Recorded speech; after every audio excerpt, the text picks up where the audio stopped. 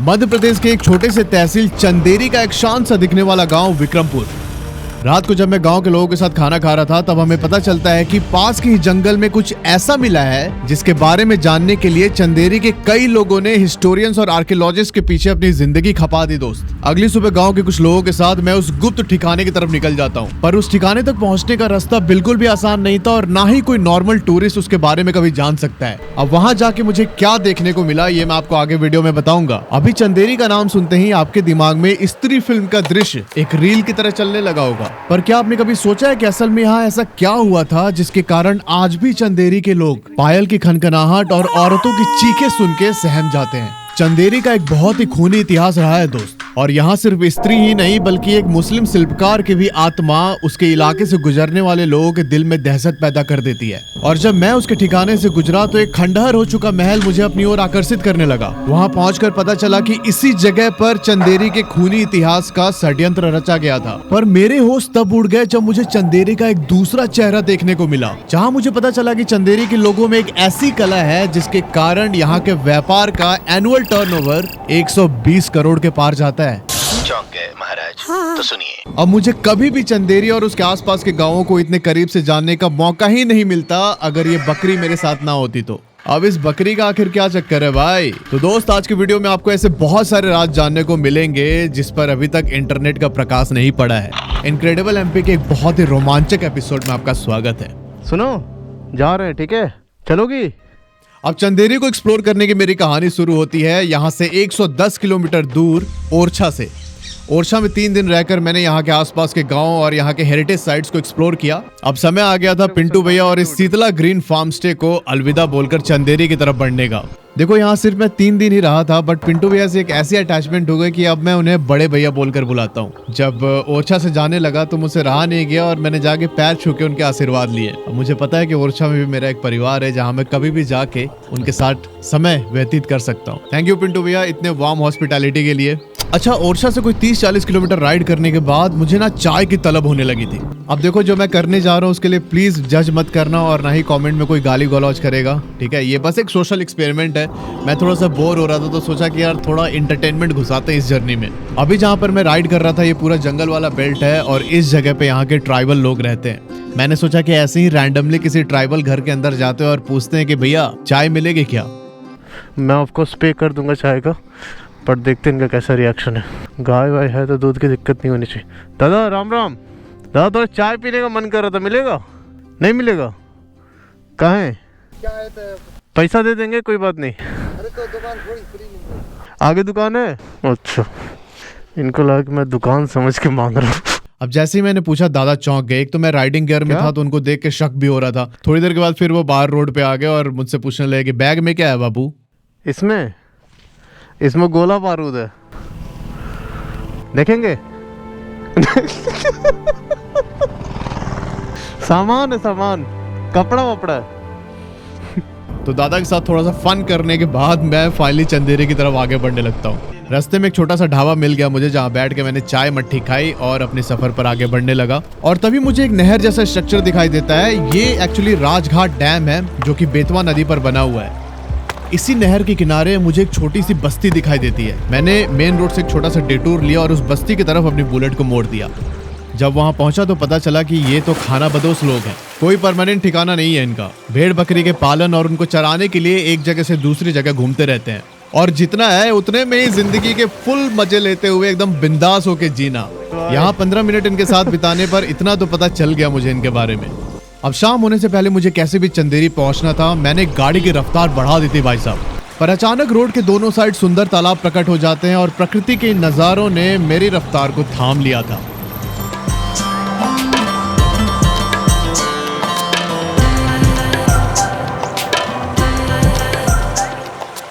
जब यहाँ से मन भर गया तो बुलेट के किक मार के सीधा चंदेरी के बाजार जाकर ही रुकता हूँ मैं। भाई साहब, ऐसा लग रहा है मैं इतिहास के किसी बहुत पुराने टाइम में चला गया हूँ। तो ऐसा फील हो रहा है मुझे चंदेरी आके। इस जगह पर एक जान पहचान के थ्रू मेरी मुलाकात दीपक जी से होती है। जिस बकरी के बारे में मैं आपसे अभी बात कर रहा था ना, इनका कनेक्शन उसी बकरी से है भाई साहब। तो बेसिकली बकरी छाप नाम की एक संस्था है दोस्त, जो भारत के कई राज्यों में रूरल टूरिज्म को डेवलप करने का काम कर रही है।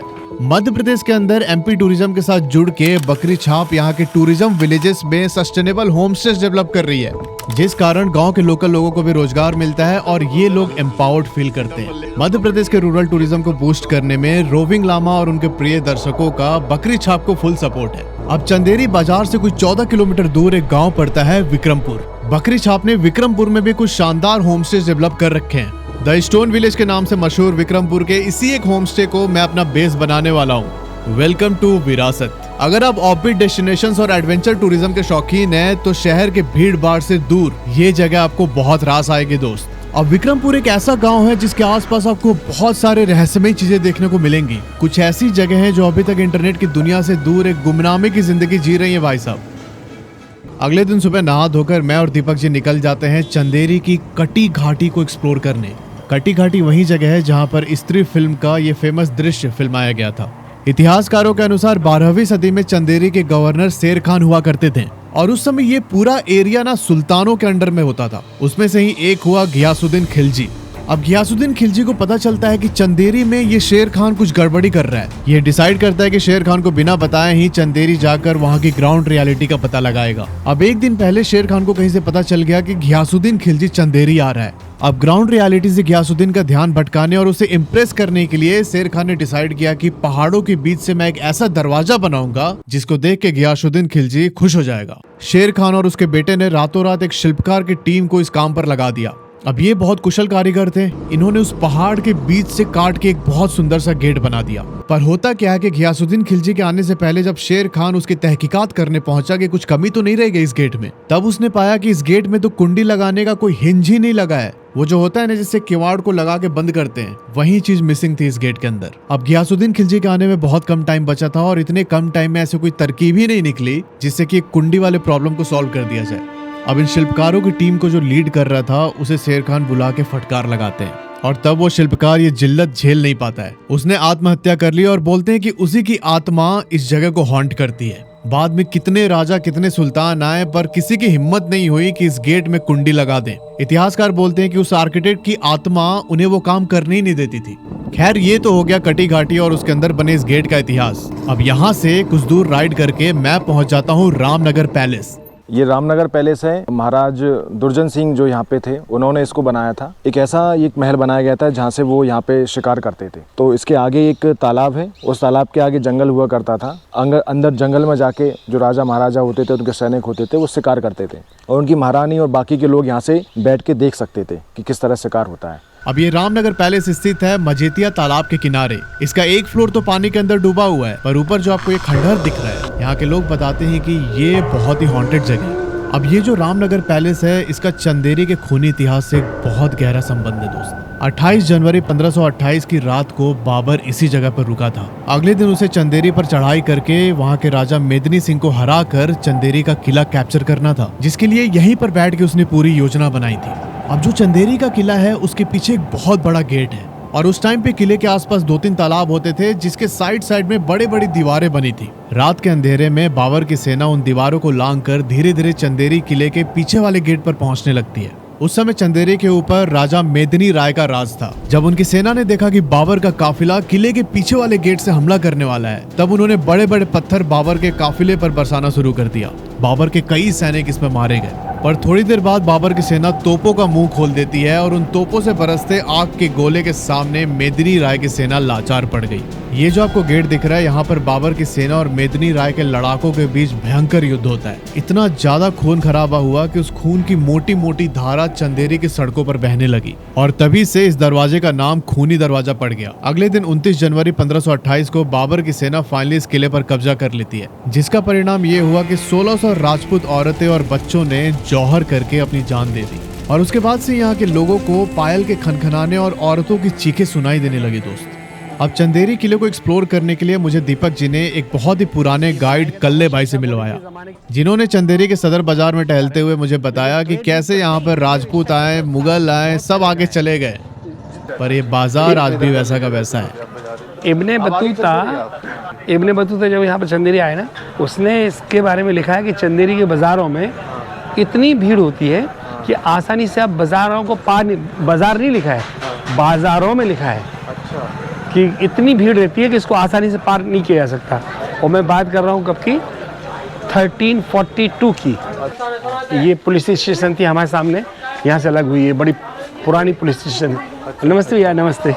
चंदेरी के इस वाले इलाके में मुझे बहुत सारी पुरानी हवेलियां भी देखने को मिली और कल्ले भाई ने बताया कि कुछ हवेलियां तो इतनी बड़ी थी जिसके अंदर 8-10 शादियां एक साथ होती थी और किसी को एक दूसरे की कोई खबर नहीं। सोचो कितनी बड़ी होगी वो हवेली। अब चंदेरी की इन पुरानी सड़कों पर चलते चलते मैंने देखा कि एक औरत इमली बेच रही थी। मैंने जाके उनसे इमली खरीदा और कल्ले भाई ने इस इमली से भी रिलेटेड एक बहुत ही इंटरेस्टिंग इतिहास बताया मुझे। ये देखिए इमली है मेरे हाथ में, और इसको इंग्लिश में क्या बोलते हैं? टैमरिंड। टैमरिंड बोलते हैं ना।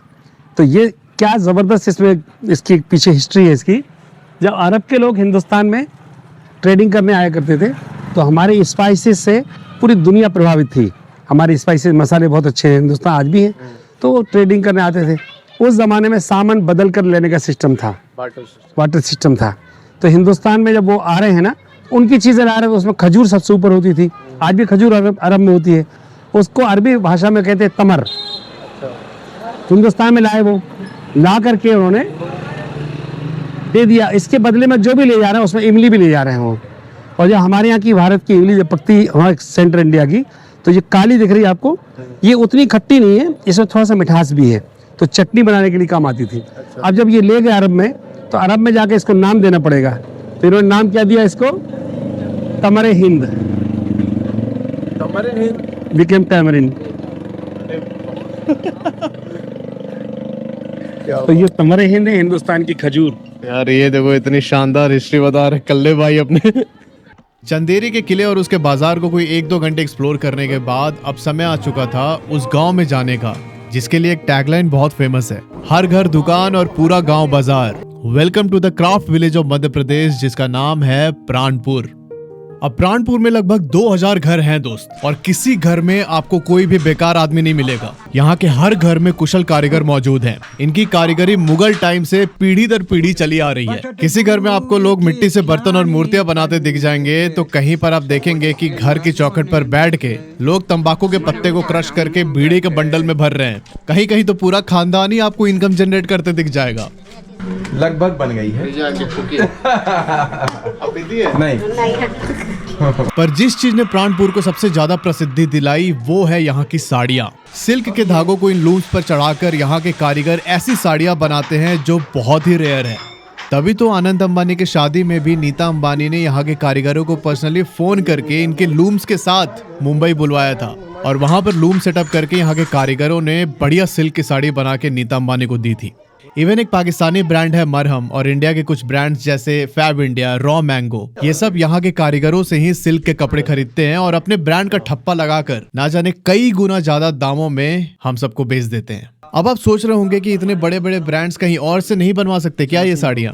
तो इसका जवाब है नहीं, क्योंकि यहाँ के बुनकर अपनी इस रेयर कला को अपने समाज से बाहर नहीं जाने देते। इवन जो उनकी शादियां होती हैं वो भी ऐसे ही घरों में की जाती हैं जहाँ पर ऑलरेडी ये काम हो रहा है। तो इस कला को लेकर बुनकरों की बेटी ऐसे घर में जाती है जहाँ के लोग ऑलरेडी इस कला में माहिर हैं। अब पूरे चंदेरी तहसील में सिल्क के कपड़ों का व्यापार सालाना 140 करोड़ के आसपास का होता है, जिसमें प्राणपुर सबसे बड़ा कॉन्ट्रीब्यूटर है। इस प्राणपुर गाँव में घूमते हुए मुझे कुछ प्राचीन बावड़ियां देखने को मिली। हमारे गाइड सोनी जी बताते हैं कि इस बावड़ी की जो पानी के बारे में कहा गया है, कई बावड़ियाँ ऐसी हैं जिनके पानी में कहा गया है इनका पानी आवे जमजम जैसा है। मतलब आवे जमजम मक्का मदीना में जो पवित्र पानी है उसकी तुलना में की गई है। अभी प्राणपुर की गलियों में घूमते हुए मेरी नजर अचानक एक घर के गेट पर पड़ती है, और उस गेट के अंदर एक मूर्ति थी और बहुत ही अलग तरीके की मूर्ति दिख रही थी। तो मैंने दीपक जी से बोला कि चलिए एक बार देखते हैं कि क्या है। और पता है मुझे क्या पता चला? जिस घर के अंदर ये मूर्ति है उसके घर के पूर्वजों में से किसी ने सती किया था। ये उन्हीं सती माता की मूर्ति है। और एक बहुत इंटरेस्टिंग बात मुझे सोनी जी ने बताई कि आखिर ये सती प्रथा काम कैसे करती थी। सुनना अभी। होता क्या था कि बहुत पुराने टाइम में जब किसी औरत के पति की मृत्यु होती थी तो वो जाकर अपने आप उसकी चिता पर बैठ जाती थी, और आपको पता है कि उस चिता में आग नहीं दिया जाता था। इस औरत का सतीत्व इतना पवित्र होता था, मतलब उनका जो पतिव्रत धर्म था वो इतना पवित्र होता था कि ये हाथ जोड़कर अग्निदेव का आवाहन करती थी, अगर मैं सच में पतिव्रता नारी हूँ तो अग्निदेव आप प्रज्वलित होइए और मुझे और मेरे पति को अपने अंदर समा लीजिए। और तब अग्नि अपने आप प्रकट होती थी, जिसमें ये औरत अपने पति के साथ उसके अंदर समा जाती थी। तो जो ये सती वाला सिस्टम था इस तरीके से काम करता था। बाद में ये कुरीति बन गई, क्योंकि होता क्या था कि अब देखो उतना कोई पवित्र सतीत्व वाली औरत होती नहीं थी। लोग जबरदस्ती खींच के अपने घरों से निकाल के उनको अपने पति के साथ बैठा के जिंदा जला देते थे। इस कुरीति को शायद राजा राम मोहन रॉय ने खत्म किया। जब मैंने इसके बारे में सुना तो मुझे लगा कि यार क्या ही है अपना सनातन, मतलब मैं शॉक हो गया सुन के। जब मैंने प्राणपुर के इस घर से ड्रोन को ऊपर भेजा तब चंदेरी की पहाड़ियां और बुंदेली स्टाइल में बने एक प्राचीन कृष्णा मंदिर के झरोके से कुछ ऐसा सनसेट दिखा भाई साहब।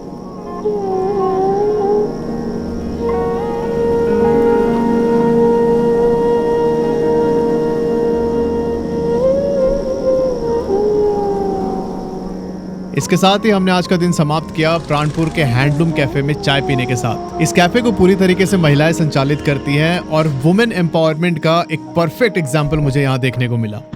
खैर अभी चाय चुई पी के मैं वापस विक्रमपुर गांव के अपने इस विरासत होमस्टे में आ जाता हूं। और यहाँ एक सरप्राइज था मेरे लिए। जब विक्रमपुर गांव के सरपंच को पता चलता है कि मैं यहाँ पर रुका हुआ हूँ तो वो मुझसे मिलने आ गए। अब उन्होंने बोला कि हमारा भी एक होमस्टे है ध्रुव तारा के नाम से, तो आप प्लीज वहां पर भी चलकर 1-2 दिन रुकिए। अब मेरा तो इस होमस्टे को छोड़ने का कोई प्लान नहीं था, बट उन्होंने इतने स्नेह से मुझे बुलाया कि मुझसे रहा नहीं गया। मैंने बोला कि यार ठीक है कोई बात नहीं। बैग वैग मैंने सब कुछ पैक किया और मैं शिफ्ट हो गया ध्रुव तारा होमस्टे पे, जो यहाँ से लगभग 1-1.25 किलोमीटर दूर था। बकरी छाप के बैनर तले बने इस होमस्टे को गांव के लोग ही ऑपरेट करते हैं।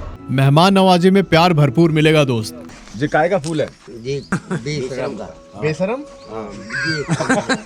फूल का नाम बेशरम है? नहीं वो हिंदी भाषा में या बुंदेलखंडी भाषा में का नाम बेशरम है। और अगली सुबह मैं और दीपक जी इन गांव के लोगों के साथ ही निकल जाते हैं पास के एक जंगल को एक्सप्लोर करने, जिसके बारे में कल रात हमें गुप्त सूचना मिली थी। अभी हम जिस जगह जा रहे थे उसे बोलते हैं बढ़िया खो। बुंदेली बोलचाल में बढ़िया को बोलते हैं डाकू, और खो मतलब एक ऐसा स्थान जहां से कि कोई वाटर सोर्स निकल रहा हो, जैसे तालाब हो गया, झरना हो गया, उस टाइप की जगह को खो बोलते हैं। और वो खो जो है जंगल के बीचों बीच मौजूद होते हैं। डाकू इसी जगह को अपना हाइड आउट बनाते थे, क्योंकि जहां पर वो छुप के रहेंगे वहां पर पानी का सोर्स होना बहुत जरूरी है। अब इस जगह पहुंचना बिल्कुल भी आसान नहीं था, और जेन्युइनली कोई भी एक नॉर्मल टूरिस्ट आएगा तो उसको पता ही नहीं चलेगा, क्योंकि ये एक बहुत ही हिडन स्पॉट है। अब उस बढ़िया खो तक पहुंचने से पहले गांव वाले मुझे एक ऐसी जगह पर ले गए जहां बहुत सारे मूर्तियों के टूटे हुए अवशेष पड़े थे। इस जगह को देखकर ऐसा लग रहा था कि यहाँ पर पहले एक प्राचीन मठ या मंदिर हुआ करता था, जिसे बर्बरता पूर्वक तोड़ के यहाँ के अस्तित्व को मिटाने की कोशिश की गई थी। इस स्थान पर 10-15 मिनट बिताने के बाद हम बढ़िया खो की तरफ बढ़ने लगते हैं, और यहाँ पर मोटरसाइकिल राइड करते हुए थोड़ा सा ऑफ रोडिंग का भी आनंद लिया मैंने। जब बढ़िया खो पहुंचा तो देखा कि यहाँ पर एक बहुत ही बड़ा गड्ढा खुदा हुआ है।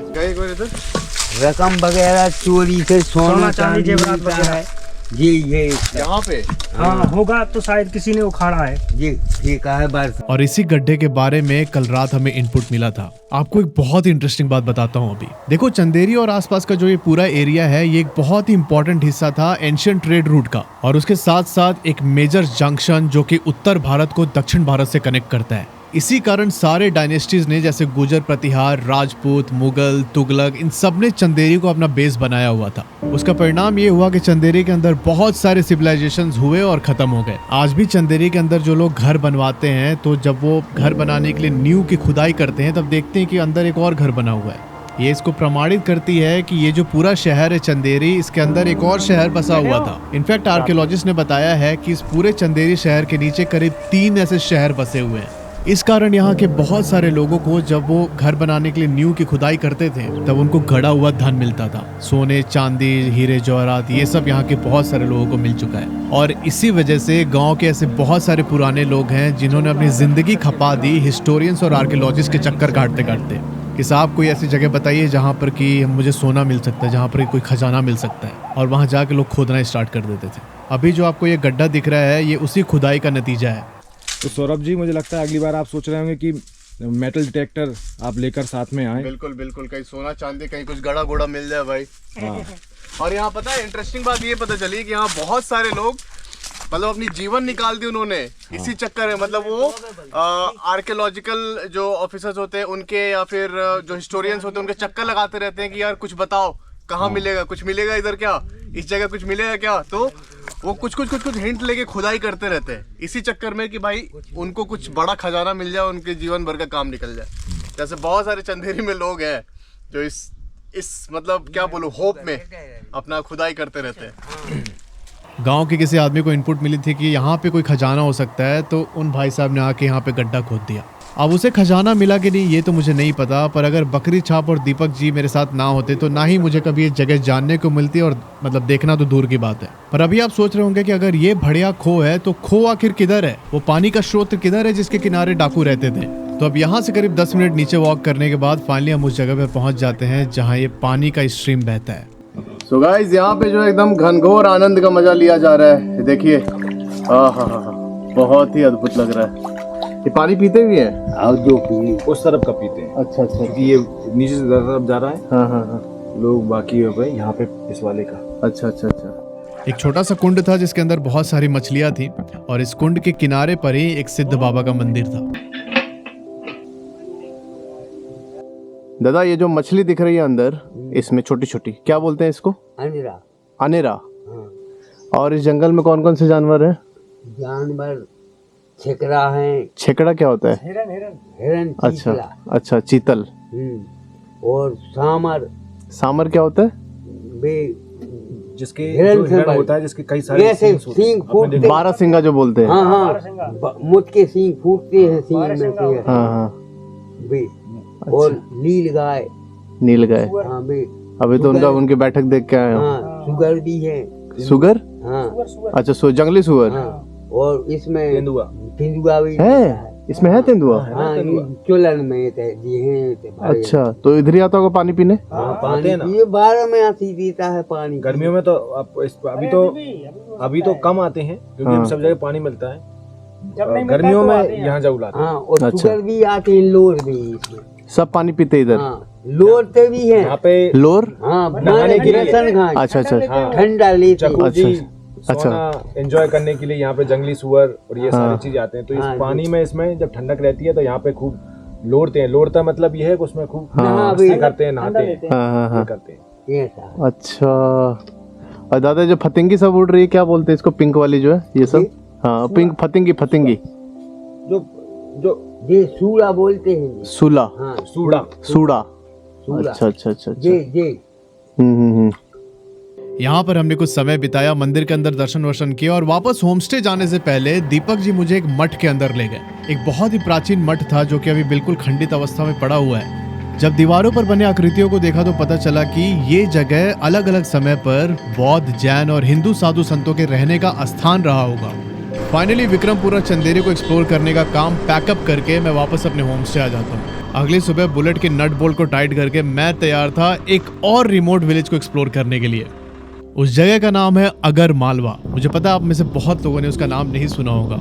अगर मालवा बेसिकली एक डिस्ट्रिक्ट है जिसके अंदर एक गांव पड़ता है भानपुरा। और पता है इस भानपुरा गांव के आगे वहां के पुलिस स्टेशन में क्या लिखा होता है? बदमाश गांव भानपुरा। पर आज वो गांव पूरी तरीके से ट्रांसफॉर्म हो चुका है। इसकी कहानी मैं आपको अगले वीडियो में बताऊंगा। अगर आप चंदेरी को सच में एक्सप्लोर करना चाहते हैं तो इस गांव विक्रमपुर के इन 2 होमस्टेज को अपना बेस बनाइए और यहाँ के गांव वालों के साथ मिलके आसपास की जगहों को एक्सप्लोर कीजिए। मिलते हैं आपसे अगले वीडियो में मध्य प्रदेश की एक और रोमांचक कहानी के साथ। तब तक के लिए हर हर महादेव। और वीडियो देखने के लिए आप सबका बहुत बहुत धन्यवाद। बकरी छाप को बहुत बहुत धन्यवाद।